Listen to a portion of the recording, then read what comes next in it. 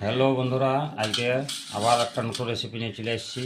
আজ হবে দই দিয়ে পটল। এই যে পটলের খোসা ছাড়াই নিয়ে এই পটলটাকে এবারে চান করাবো আর রান্না শুরু করব। এই এখন আমি গরম মশলা, আদা আর জিরা বাটবো। গরম মশলা, আদা, জিরা বাটা হয়ে গেছে। আবার আমি নারকেলটা বাটে নিব। নারকেলটা বাটা হয়ে গেছে, নারকেলটা উঠাই দিচ্ছি।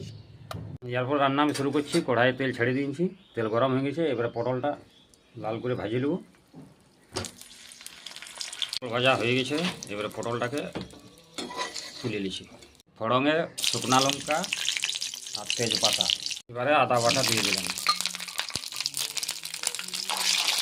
তারপরে জিরা বাটা, এরপরে হলুদ গুঁড়া, তারপরে নুন,